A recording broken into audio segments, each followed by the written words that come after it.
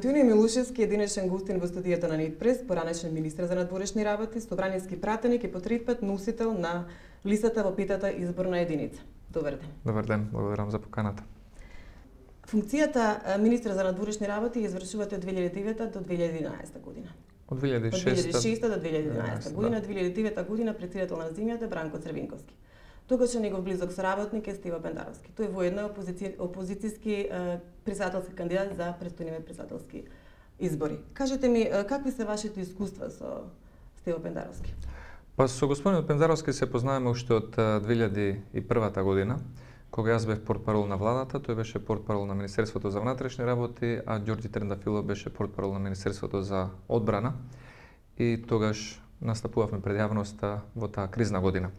Потоа следната прилика беше да се запознаеме јас како министар за надворешни работи, а тој советник на председателот Црвенковски во 2008-2009 година.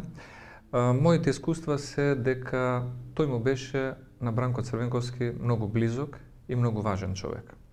Близок пред се затоа што ги делеше неговите ставови и не сум забележал на било која средба Пендаровски како советник да има различен став од Црвенковски како председател на државата или председател на СДСМ. Она што најмногу ми остави впечаток и сеќавање е една ситуација во јуни 2007 година, кога премиерот Груевски и јас бевме кај Црвенковски на консултации за именување, назначување на нови амбасадори на оние места кои што беа испразнети. Разговаравме за одредени кадровски решенија и запнавме на местото за тоа кој да биде амбасадор во Лондон. Затоа што Црвенковски инсистираше Стево Пендаровски да биде амбасадор на Република Македонија во Лондон, а Владо Вучковски да биде амбасадор на Република Македонија во НАТО. Премиерот Груевски и јас ги одбивме овие предлози затоа што сметавме дека не може еден председател на Државната изборна комисија како Пендаровски, кој што верификувал фалсификат за председателските избори со 8% наполнети гласачки кутии со фиктивни ливчиња, да ја представува Република Македонија во Велика Британија. Но Црвенковски како председател упорно инсистираше само и само Стево Пендаровски да биде неговиот амбасадор во Лондон, затоа што, како што кажа лично, тој многу ме има задолжено. Многу ми е важен човек, многу ми значи. И според тоа видовме дека Пендаровски бил до тогаш, а веројатно и денес, само една алатка, еден инструмент кој што бил употребуван во политичките действија за личните или партиски интереси на Црвенковски. Хипотетички, доколку Пендаровски стане председател на земјава, колку тој би можел да придонесе нешто повеќе за надворешната политика на Македонија? Според мене, тезата на СДСМ е криво поставена, манипулативно по однос на изборот на председател на државата. Тие тврдат дека со изборот на председател од страна на СДСМ, во случајов Пендаровски како кандидат, ќе има повеќе демократија, ќе има повеќе рамнотежа, ќе има повеќе баланс во самиот политички институционален живот во Република Македонија. Сметам дека тоа е една погрешна теза, намерно не ја представуваат вистината, бидејќи доколку Пендаровски стане евентуално председател на државата, сметам дека тој својата позиција ќе ја користи само за борба за моќ и борба за превласт, за рушење на владата, рушење на премиерот Груевски, нарушување на имиџот на таа политичка концепција, а се во интерес на СДСМ. И сметам дека логиката на СДСМ е токму таа, да имаат председател кој што ќе може да работи позади грбот на владата и да може да го подрива угледот на оваа политичка гарнитура, кој што СДСМ не може да го подрие преку регуларни фер избори, затоа што не ја ужива довербата на граѓаните.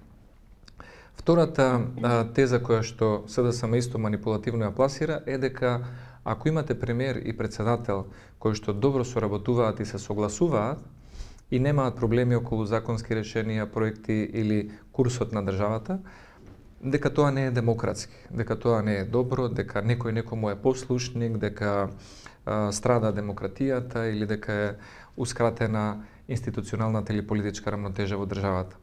Ова е погрешна теза, затоа што ако имате председател и премиер кои што се согласуваат, добро соработуваат, имаат и различни мислења, но ги решаваат со диалог и можеби во 4 очи, а не прават од тоа борба за политичка моќ, тоа е предност за државата. Тандемот Груевски-Иванов е предност за функционирањето на институциите и стабилноста во Република Македонија. Тандемот Груевски-Иванов не е хендикеп за државата како што сака да го представи тоа СДСМ. Воспротивно, доколку имаме председател на кој што главната преокупација ќе му биде да ја има владата како цел и да ја торпедира истата, тогаш наместо времето и ресурсите на председателот да се трошат за решавање на одреден проблем на државата, интерес на граѓаните и друго, ќе се трошат во борба за политичка моќ и во одредени манипулации, сплетки, се со цел да му се помогне на СДСМ да застане на здрави нозе или да стигне до власта на еден спореден начин. Затоа сметам дека Пендаровски како советник на председателот поранешен Црвенковски може да биде и да продолжи да биде советник, но истиот нема капацитет да биде председател кој што би обединувал. Неговата теза е дека доколку тој стане председател на државата, тој ќе делува за национално обединување. Но Пендаровски прво не е способен лично да ги обедини Наташа Савова, Јани Макрадули, Радмила Шеќеринска и Стефчо Акимовски, како довчерашни негови соработници и сопартици, што остана за националното обединување со другите политички опции. Затоа мислам дека неговите говори се само една фасада, една добра шминка, зад која што тој сака да го сокрие лицето на СДСМ, односно Шеќеринска и Заев, тие кои што немаат храброст да се појават пред граѓаните и да излезат на изборен дуел и со народот, и со јавноста, и со политичките соперници. Едноваше компаративно видување во однос на искуствата од соработката со поранишните председатели Иванов и Црвенковски. Во мојот министерски мандат имав прилика да ги затекнам и двајцата председатели, значи Црвенковски како председател на државата во 2006, 2007, 2008 година и потоа председателот Иванов од изборите 2009 година па до 2011 јуни додека бев министер за надворешни работи. Има една голема разлика. Тоа е односот кон државните и национални прашања и сервилноста кон граѓаните или сервилноста кон надворешни фактори. Кога 2008 година ние добивме незаслужено и неоправдано вето од Грција на самитот во Букурешт, почнав заедно со еден потесен круг на правни стручњаци да ја разгледува можноста како министер за надворешни работи да поднесеме тужба против Грција пред Меѓународниот суд на правдата во Хаг. Се разбира, тоа го направи во консултации со премиерот и откако ја согледавме целата концепција, сите можни ризици, придобивки, времетраење, се одлучивме да ја поднесеме таа тужба и јас како министер за надворешни работи да ја превзем улогата застапник на Република Македонија пред судот во Хаг. Нормално, за тоа требаше да ги известам сите политички партии и сите останати институции и во тој контекст следните консултации кои што ги имав беа со Црвенковски како председател на државата некаде во јуни 2008 година. Го известив Црвенковски дека имаме намера да поднесеме тужба, дека истата е правно заснована, дека би можела да трае од 3 до 5 години и дека постои ризик да го изгубиме или да го добиеме спорот, но дека имаме добри аргументи и желба да го добиеме. Неговиот одговор беше многу краток. И што ако ја добиеме таа тужба? Зошто ни е потребна Македонија да ја тужи Грција пред Меѓународниот суд на правдата во Хаг? Зошто трошиме и губиме време? Тоа беше краткиот разговор и неговиот единствен интерес по однос на нашата тужба против Грција во Хаг. Ниту еднаш повеќе не се случи да ме повика како министер за надворешни работи, да се заинтересира, да ме праша до каде е тужбата, како оди развојот, дали настапивте на првото рочиште, кои се против аргументите на Грција. Напротив, во неговото обраќање пред Собранието на Република Македонија во 2008 година излезе и даде обраќање во кое што изјави една реченица која што ни наштети во судскиот спор. Кажа дека Македонија досега не преговарала со Грција во добра волја за надминување на спорот, туку дека ние сме глумеле преговори. Таа изјава што ја даде Црвенковски како председател на Република Македонија пред Македонското собрание беше искористена како аргумент од грчката страна пред судот во Хаг. За разлика од него, председателот Иванов, кога ја доби довербата на граѓаните и во 2009 година стана председател на државата, на секој месец дена ми се јавуваше. Кога бев во странство имавме телефонски консултации, кога бев во земјата имавме редовни тет-а-тет консултации или заедно со премиерот Груевски, се интересираше секојдневно за тоа докаде и на кој начин се одвива тужбата на Република Македонија против Грција. Дури во покасни сати или во викенди или кога и да кога ќе се погодевме заедно, да имаме дел од нашето време да се сретнеме, не свикуваше заедно, правеше консултации и со тоа покажуваше дека нему првенствено интересот му е државата. Не му е политичката кариера или мислењето на странците или на амбасадорите или на еден или друг фактор по однос на нашата тужба против Грција во Хаг, и тоа е клучната разлика. Црвенковски се грижеше за личниот интерес и за политиканството во надрешната политика во Република Македонија. Иванов како председател се грижеше за државниот интерес и за нашиот потенцијал да успееме пред овој Врховен суд на Обединетите нации. Јавноста некако добива јасни сигнали дека ДУИ интензивно работи на убедување на неговото гласачко тело да ги бойкотираат председателските избори. Од друга страна, Ахмети и јавно кажа дека можни се на есен и вонредни парламентарни избори. Како мислите дека ќе се одвива целата оваа работа? Во која насока оди? Мислам дека ДУИ има противречни принципи. Значи, принципите кои што ги предлагаат или промовираат сега не одговараат со нивното действување во претходниот период. Првото противречно нешто што го забележувам кај ДУИ и кај господинот Ахмети е тоа што ДУИ 5 години после секое годишно обраќање на председателот Иванов во Собранието на Република Македонија даваше позитивни изјави, оценки за неговата работа. Никогаш не излегле јавно, ниту пак во персоналните комуникации што ги имале со нас како коалиционен партнер, дека председателот Иванов направил некоја суштинска или сериозна грешка или со нешто ги повредил или ги омаловажил.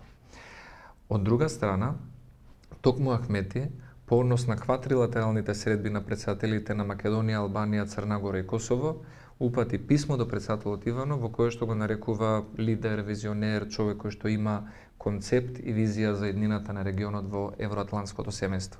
И сега одеднаш Иванов не чини за председател, а 5 години ДУИ го одобруваше и го пофалуваше неговото работење. Втората работа што сметам дека е исто така противречна кај ДУИ е тоа што тие промовираат принцип на консензуален кандидат за председател, а истовремено на претходните локални избори ниту еднаш не слушнавме дали ДУИ предложила консензуален кандидат за градоначалник во Тетово, дали ДУИ предложила консензуален кандидат за градоначалник во Чаир, или во Струга, или во Дебар, каде што живеат голем број на македонци и можеби не се согласуваат или можеби не го симпатизираат кандидатот на ДУИ или неговото досие или поранешен политички профил, но никој од нас нема намера да оспорува или да бойкотира легитимно избран човек на одредена функција. Затоа сметам дека противречен е принципот на ДУИ, каде што промовираат консензуален кандидат за председател, а во своето действување на локално ниво досега ниту го понудиле, ниту го примениле ова решение. И на крајот, она што е најозбилно, да речем, како забелешка за действувањето на ДУИ, е тоа што тие тврдат дека се залагаат за постабилна, побезбедна, интегрирана Македонија, а самите се свесни дека неизбирањето на председател на државата ја прави понестабилна и истата ја става на ризик од една нова институционална или политичка криза.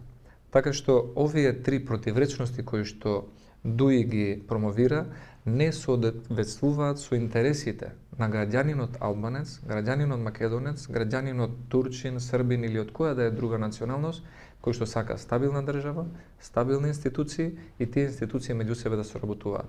И затоа јас сметам дека и добар број на албанци, граѓани на Република Македонија, кои што ќе можат да го одбегнат на некој начин притисокот од нивните политички ментори, ќе излезат на изборите и ќе го дадат својот глас за председател и сигурен сум дека во председателот Иванов препознаваат една стабилна личност која што заслужува да добие втор мандат. Ваш политички опонент во петата изборна единица е Васко Ковачевски, тој е бизнисмен. Кој е вашето мислење за него? Носителот од СДСМ во петата изборна единица лично не го познавам.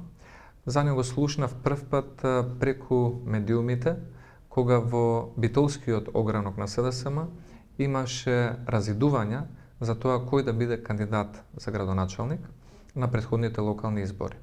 И бидејќи господинот Ковачевски не успеа да биде кандидат, имаше одредени замерки, несогласувања што беа пренесени во јавноста. Како и да е, иако не го познавам лично, сепак го почитувам како човек кој што решил да ја превземе одговорности да биде носител на листа во една не така лесна изборна единица како петата изборна единица.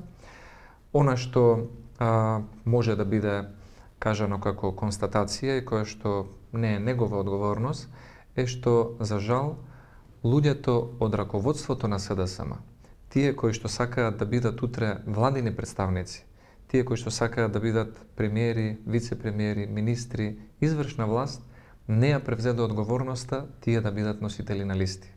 Те беше многу покоректно за СДСМ, а особено за гласачите на кои што им ја барате довербата врз основа на понудена програма, ако носител на петата изборна единица беше Радмила Шеќеринска, или Игор Ивановски, или Зоран Заев, или Ана Павловска-Данева, или Гордан Георгиев, или кој да е од тој круг кој што себе си се гледаат на министерски позиции.